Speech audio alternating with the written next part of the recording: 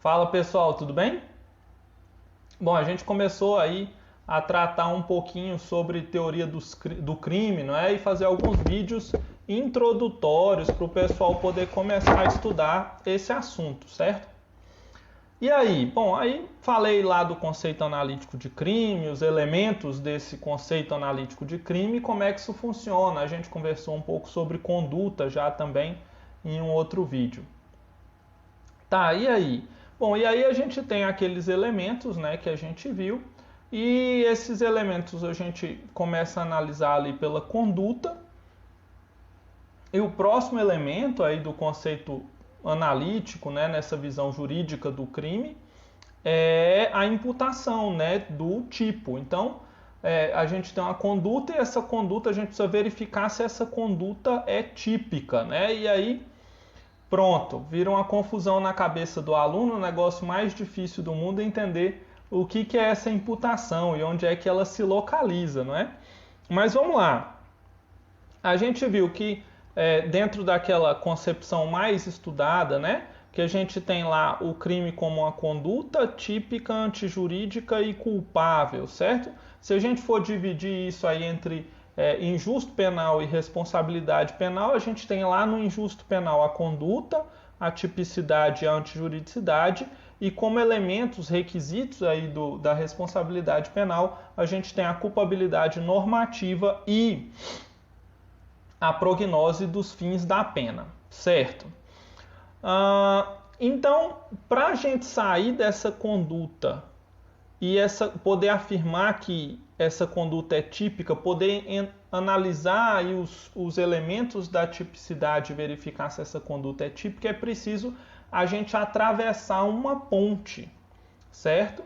Então, para trabalhar com esse conceito, e é muito legal a gente ter aí essa peça de arquitetura que vai ajudar a gente a entender o que é aí a ideia de imputação no conceito analítico de crime. Então todo mundo pega aí o seu caderno e vamos desenhar aqui uma ponte. Pode ser uma bem mais bem desenhada do que essa minha, tá certo? Mas eu vou desenhar aqui, ó, duas áreas verdejantes e bonitinhas, tá certo? Essa daqui se chama conduta. Conduta. Certo? E essa área aqui, verdejante e bonitinha, se chama tipicidade. Então eu tenho a conduta e a tipicidade. O que vai ligar as duas? Uma ponte. Vocês, por favor, façam a gentileza de desenhar uma ponte mais bonita do que essa minha. Eu vou desenhar aqui uma ponte, certo? Ligando aqui a conduta à tipicidade, certo? Essa ponte ela tem duas colunas que sustentam essa ponte para ligar aqui. Vou fazer ela assim, ó, com uns arcos, certo? Faz de conta que é uma ponte bonita. Então essa é uma ponte aí que vai ligar a conduta à tipicidade. Essa ponte ela tem um nome que para a gente é muito importante, é o assunto que a gente está falando hoje, para a gente começar a entender essa noção aí, que essa ponte se chama imputação. Então, se alguém te perguntar, e mesmo se cair numa prova, pode responder na fé, tá? O que é aí a imputação, né, no direito penal e no conceito de crime para o direito penal? Gente, imputação é a ponte que liga a conduta à tipicidade, tá certo? Isso que é imputação. E eu disse que a imputação ela tem duas colunas. O que acontece então? Se uma coluna dessa ruir, se uma coluna dessa se quebrar, a ponte cai. Eu tenho conduta, mas essa conduta não pode ser típica. Portanto, a conduta será atípica e isso não é crime, tá certo? Então, se quebrar uma coluna dessa, a primeira ou a segunda coluna, o que eu tenho? Eu tenho a conduta, mas essa conduta não pode ser considerada crime porque ela será uma conduta atípica, porque é impossível a imputação acontecer, certo? Eu disse que essa ponte tem duas colunas e essas colunas têm uns nomes bem legais. Então vamos anotar aqui os nomes das colunas dessa nossa ponte, que é a imputação. Essa primeira coluna é uma teoria chamada teoria da equivalência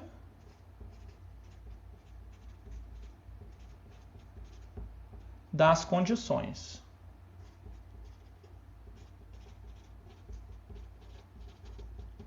Teoria da equivalência das condições.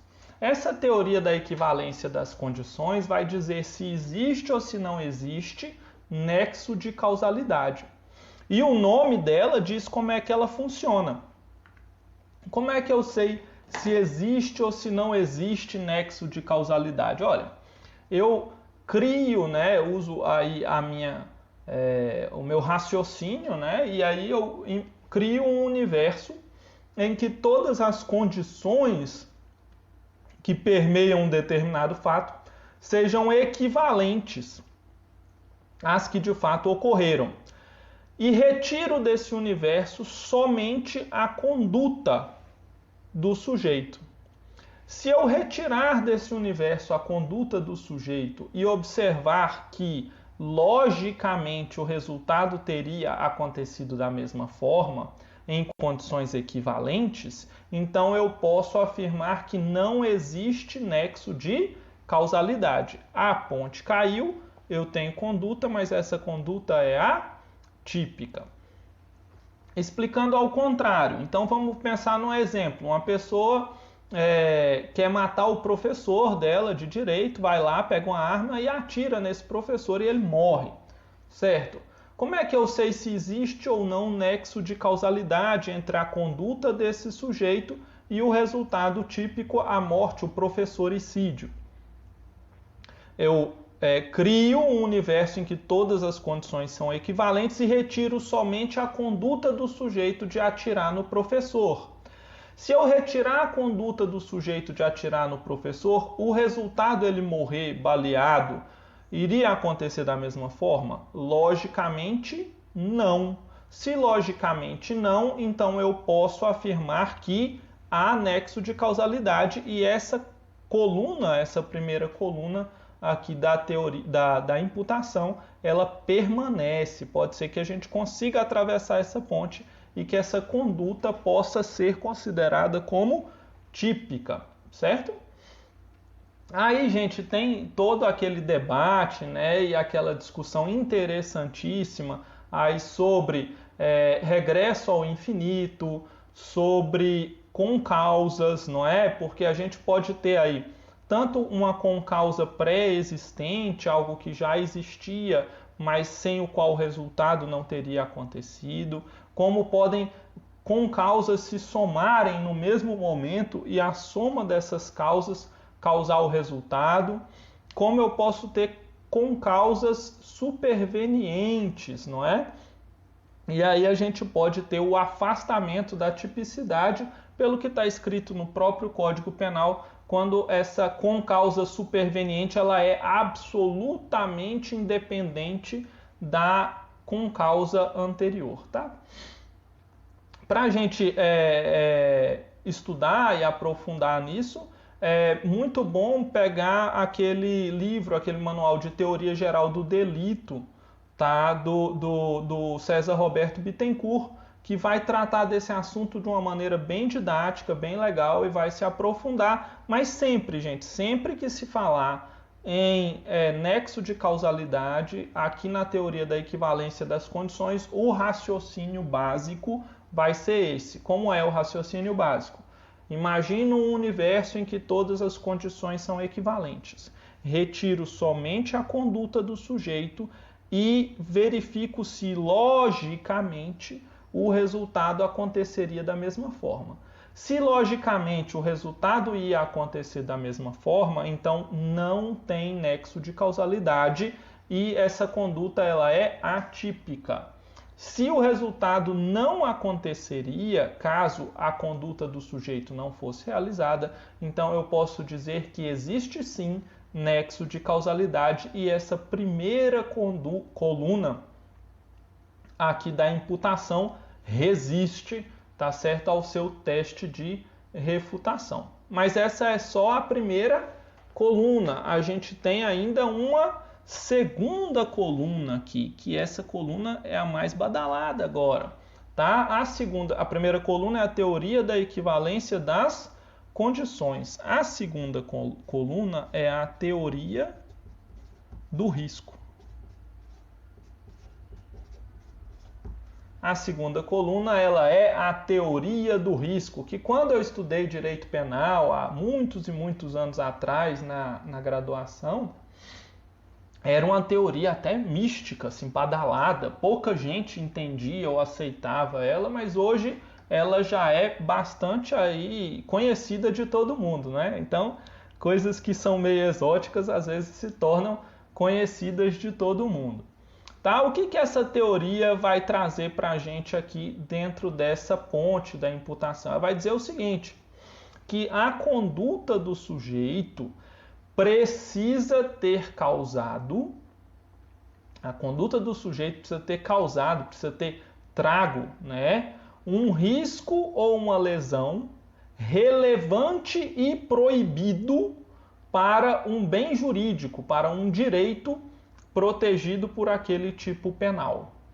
Vou repetir.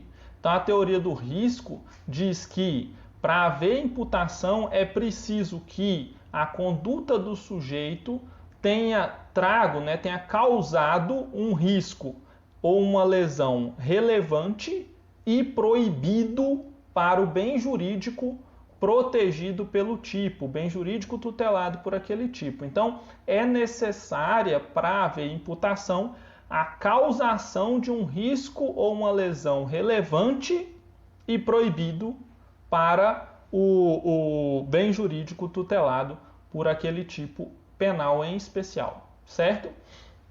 Isso, gente, gera, claro, infinitos casos de aplicação.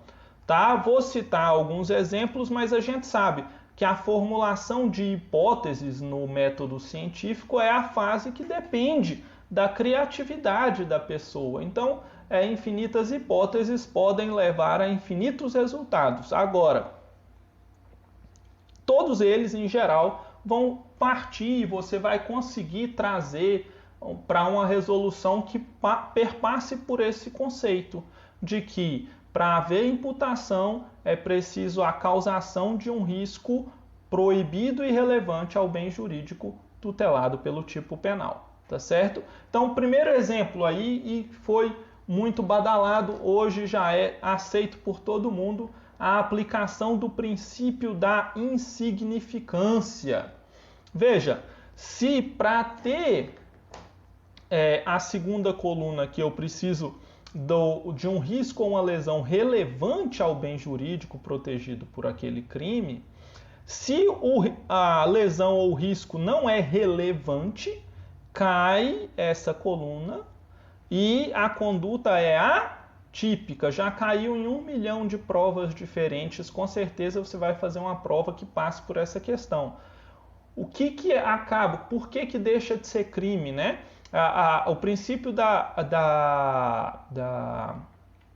insignificância exclui o quê? Exclui a conduta, exclui a atipicidade, exclui a antijuridicidade, exclui a culpabilidade? Não. O princípio da insignificância, ele torna impossível a imputação do tipo. Então, eu tenho uma conduta, mas se a lesão não é relevante ao bem jurídico, essa conduta ela é atípica. Tá certo? Então, é um exemplo bem legal para a gente visualizar essa teoria sendo aplicada.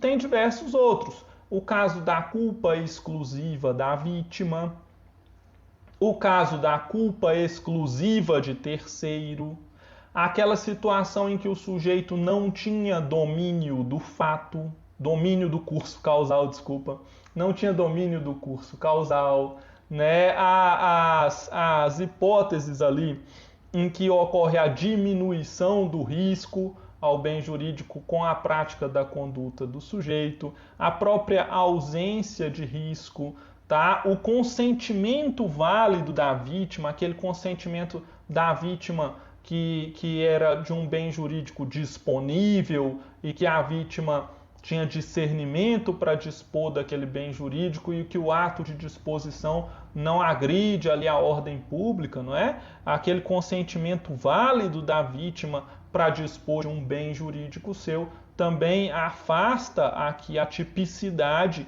em virtude de não conseguir atravessar a ponte porque cai aqui a coluna da teoria do risco enquanto teoria que sustenta a imputação do tipo penal, tá certo? Isso daqui, gente, essa parte da ponte, deixa eu fazer de vermelho aqui.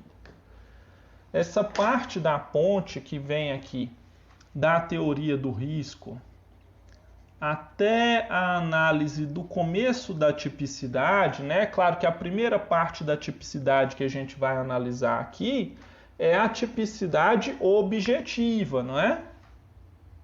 Objetiva.